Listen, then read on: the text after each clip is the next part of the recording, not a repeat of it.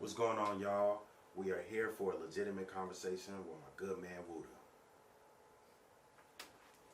Yes, indeed. How you doing, bro?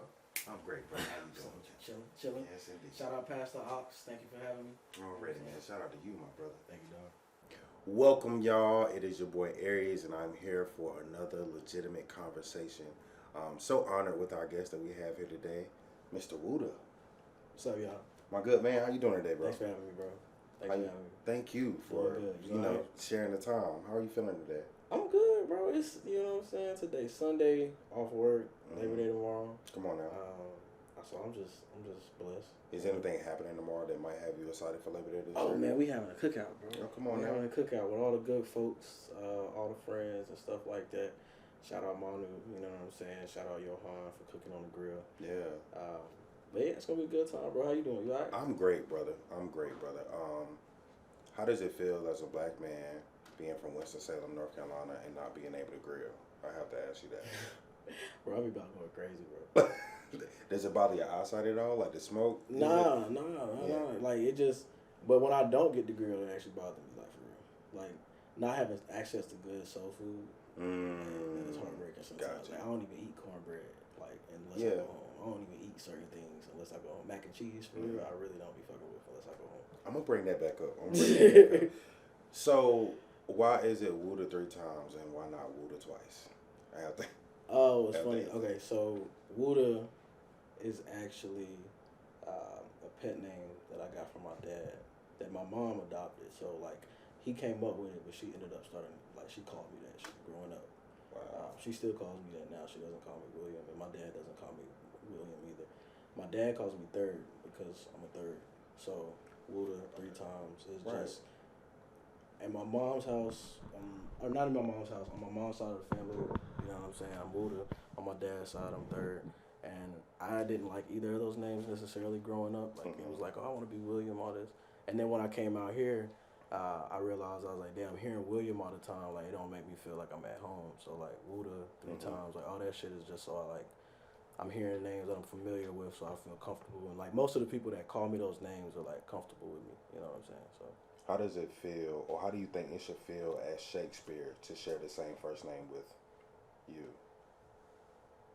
That's crazy, actually. I was gonna say, how does it feel? How does it feel? Shakespeare should feel honored, actually. No, I don't even think about that like that. But I used to read a lot of that stuff, like, and that's how I got into rapping, was like poetry. Just what did it say, Robert Frost? You know what I'm saying? Like I would say Robert Frost in high school was probably the first poet that I was like, okay, I kind of fuck with this. What was it? Do you know when it was can you recall the first moment where you knew that hip hop was it for you? Like it just struck a nerve. For an example, it could have been hearing a song. It could have been seeing a performance. For me, it was probably like, it wasn't necessarily one song or one moment, but I think it was the feeling that hip hop created. Because I went to predominantly white schools, like, growing up. But I was, like, also in the rural South, so there was a lot of racism and all these other things that you deal with. But it was, like, hip-hop always felt like mine, you know what I'm saying? In a room full of people that didn't relate to me, it was, like, when they put on that hip-hop song, like, I know that shit. Right. You know what I'm saying? That's my song. Like, everybody else is, like, doing what they want to do to it, but, like, that song is played at so many other things and has so many other emotions tied to it. And that's when I realized it was a difference. I was like, damn, they played this song at the cookout or the wedding or this and that. And so they played it at church. Like, this song has so many different levels, but in this other room, it means a completely different thing to a different audience. So that's when I started looking at hip-hop like, okay, there's some, like, cultural ties to it. Gotcha. What's the earliest memory you think you had where it was like, yo, I love this? Like, for me, hearing the People by Common, that was the first time I was like, yo, I love this, whatever this is. For me, it was, like, how my parents responded to it. Like my dad, you know that Will Smith song, Just the Two of Us? Yeah. So we used to ride out to that, and like he would be so lit. Like my dad is a very calm person, you know what I'm saying? He don't drink, he don't smoke. Right. But like every time that song would come on, like I would see him just really get into himself. Right. And so that's like at 4 years old, I'm looking at this like, what the fuck is this? Like I be with this dude all the time, but we listen to certain songs, and like he just really into himself. So like I just started looking at songs and hip hop. Like, damn, what is this? Wow. Young TRIPARTITE, man. What does that mean to you? TRIPARTITE it's a play on the psychoanalytic theory of psychology, where everybody has three parts to their psychology: super id, ego, and id. What were the three parts? Super ego, and id. It's like, Gotcha.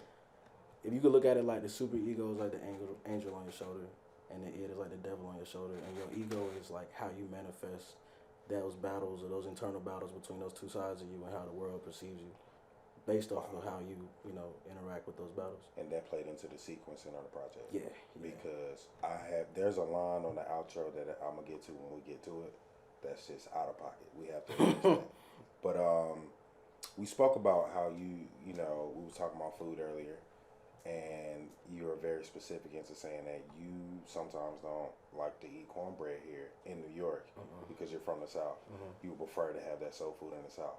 And just speak more about how things like that can, bubble up into you feeling homesick.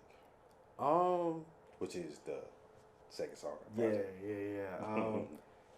I would say it just made me appreciate things that I didn't appreciate before as much. Like growing up, I had my grandma cooking every weekend. So, it wasn't until I moved away, went to school, eventually New York, that I was like, damn, like that certain food. It's not even the food, it's the vibe around the table. You know what I'm saying? Like you miss that.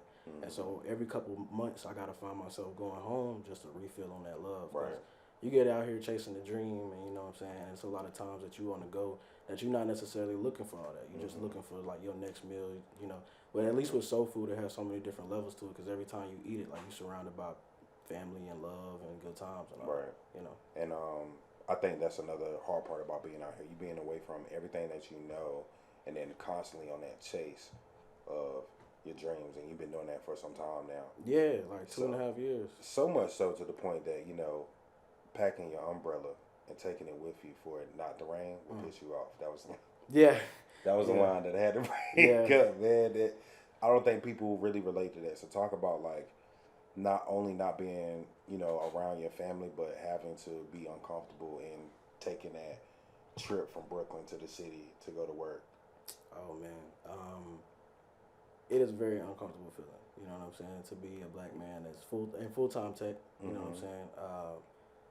But I look at my family and home ties for motivation because I remember living here or coming here used to be like a once-a-year vacation. You know what I'm saying? It used to be like a big thing. And now like I'm walking those same streets and like redoing those same things that was like monumental as a kid. So I try to use those moments and those memories as motivation and never look at my situation like and take it for granted. Right. You know what I'm saying? Like when I go to work, I'm like, all right, I get to go to work versus I have to go to work. Right. Like I get to live here versus I have to live here because I don't have to.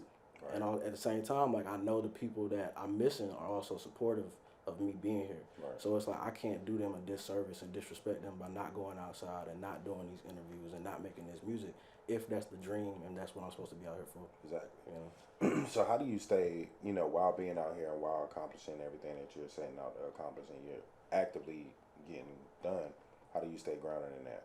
Or how do you go home and make sure that people know that you are still will to the core? That's real. That be on my mind a lot. Like I definitely don't want to be somebody that forgets survivor's themselves. guilt. Yeah. I stay in contact. I talk with my parents a lot. I talk with my friends from back home a lot.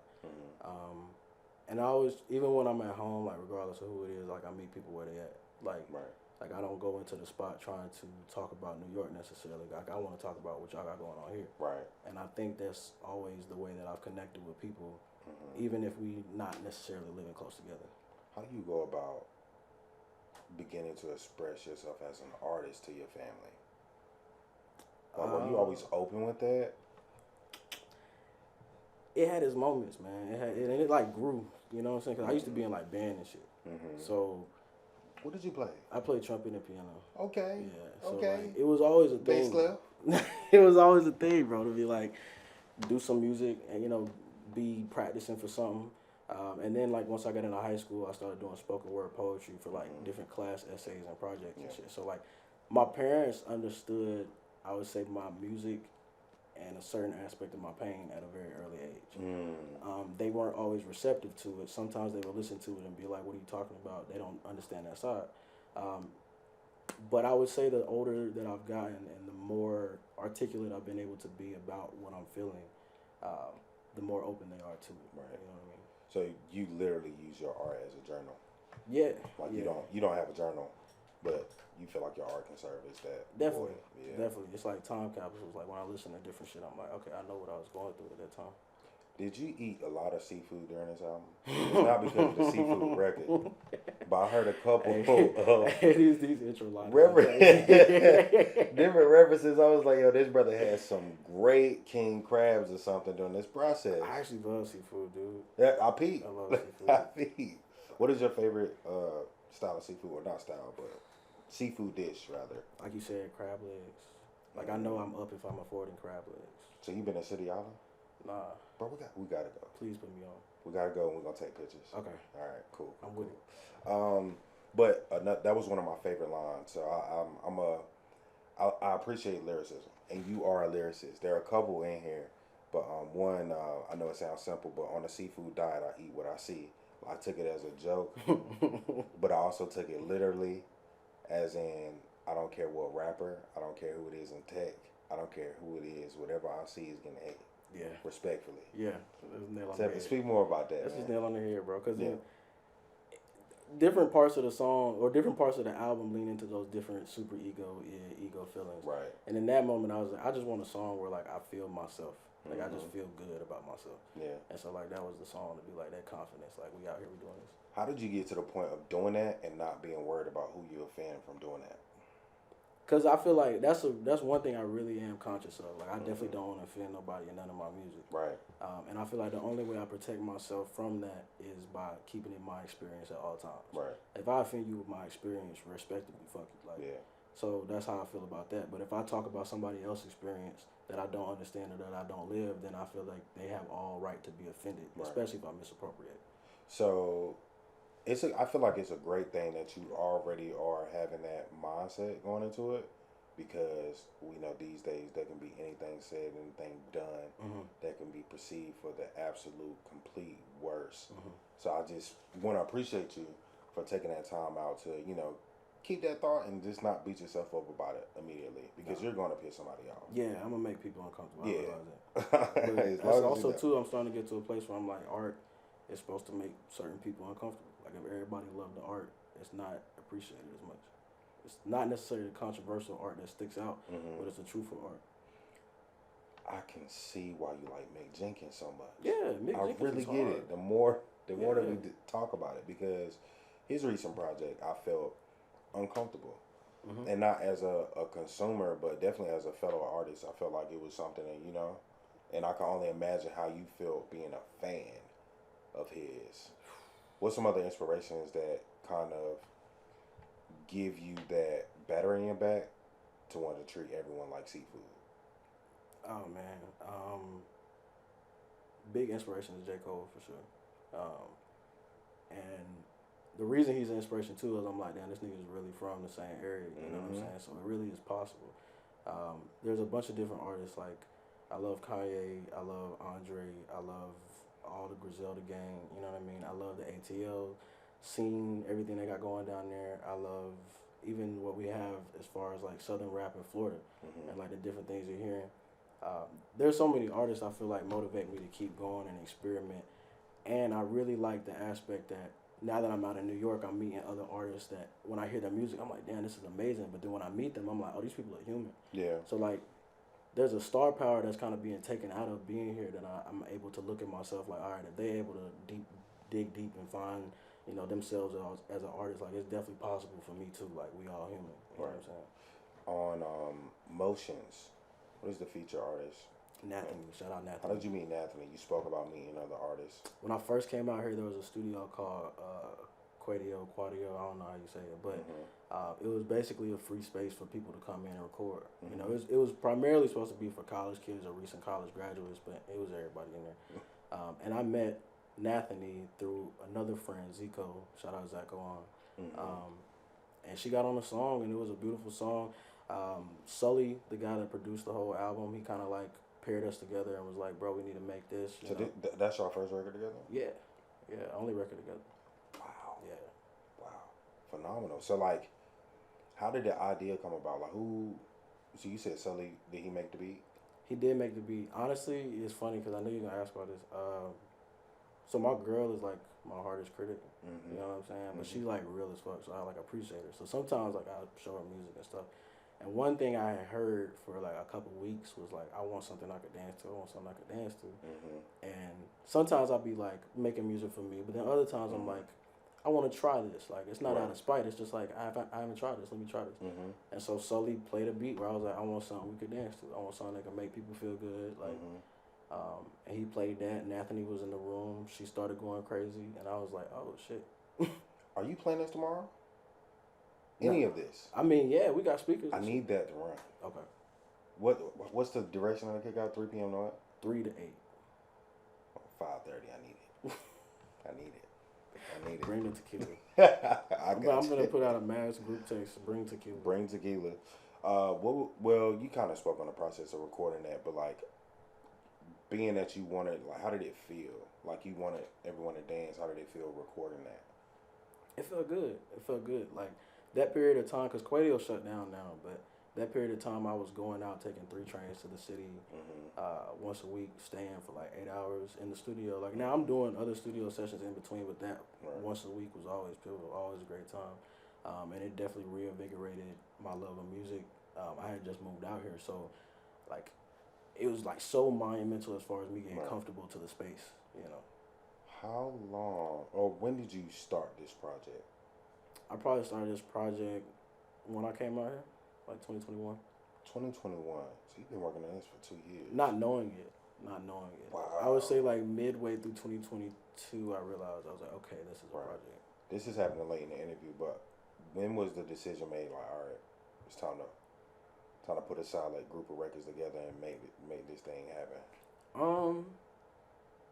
When I realized like I was doing a lot of songs, bro, and I was like, I gotta capture this time of my life. You know what I mean? And so I was like, all right, let me look at the songs that I feel like I resonate the most with, and let me just put out a body of work.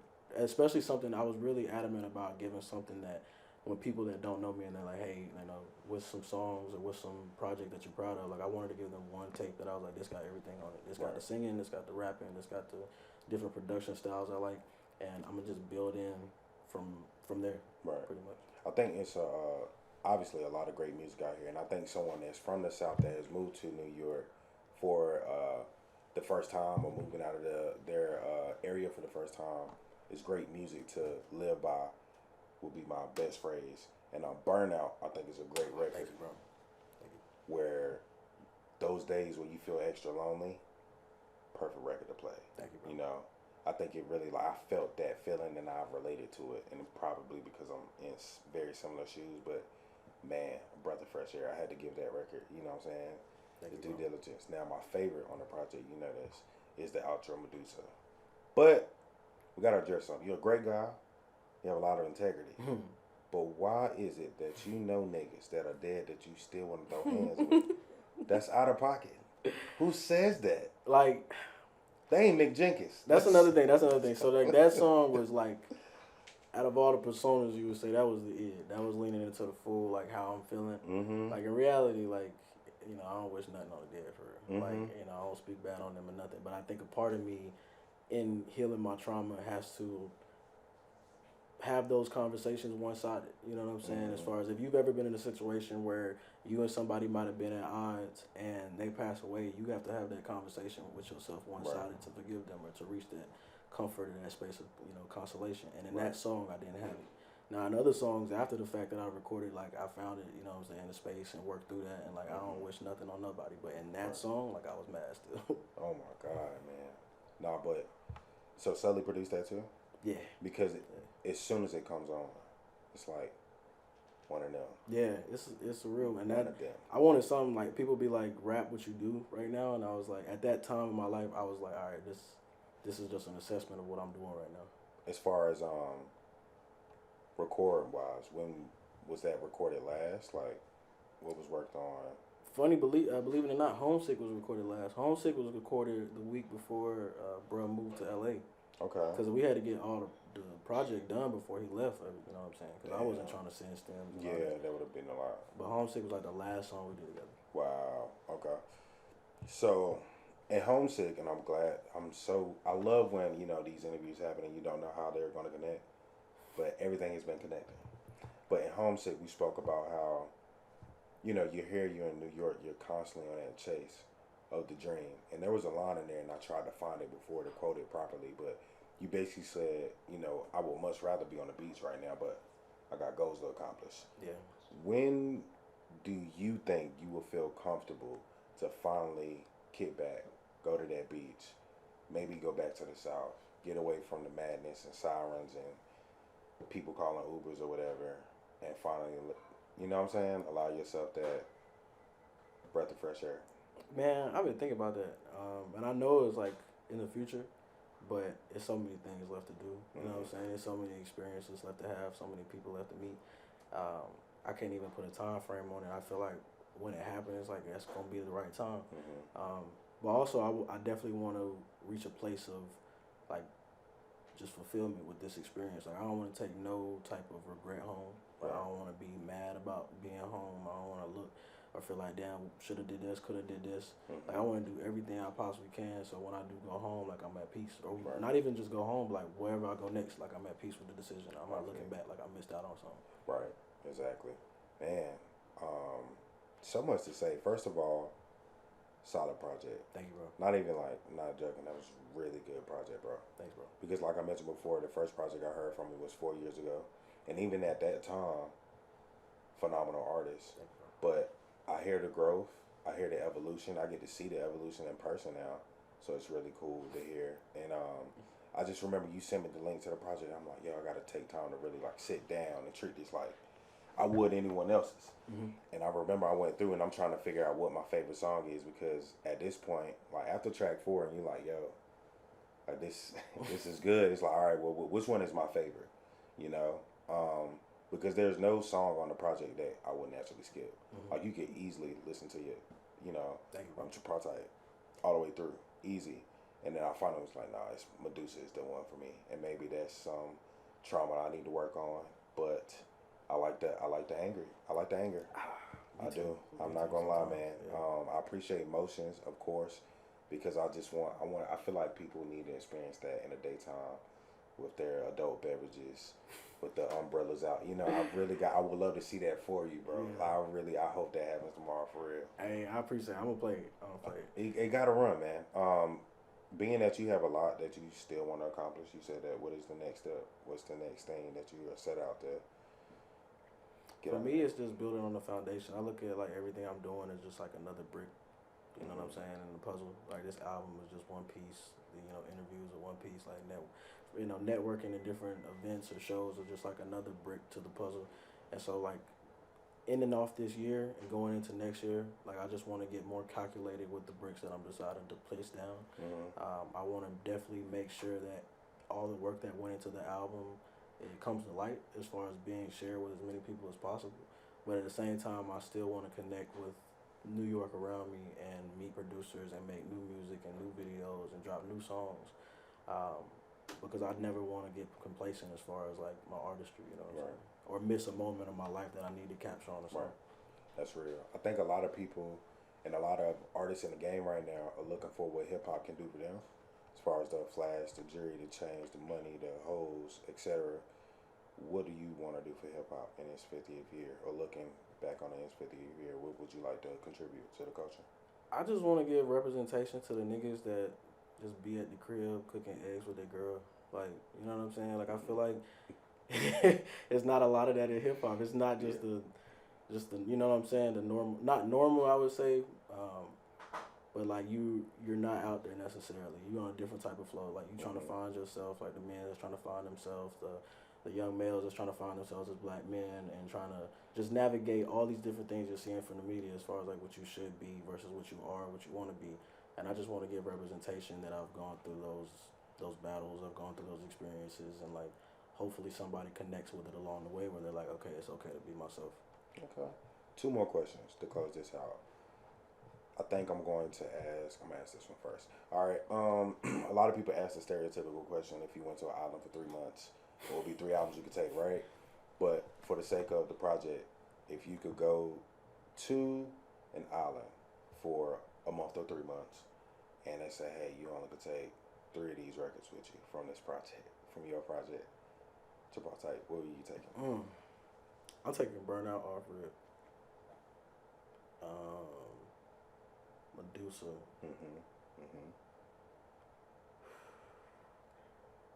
And I think I hurt you. Yeah. Very good one. I heard it was really good, bro. Thanks, bro. Transparency. We didn't get to talk about that. When did you stop giving a damn about what you shared? When I realized people like the honesty. You know what I'm saying? And because also, like, that's the pro and con of being, like, a nigga that rap about cooking eggs with his girl or whatever, like, on some chill shit, is you got to be really honest about what you're feeling. Because a lot of things about hip-hop now are about, like, what you're doing.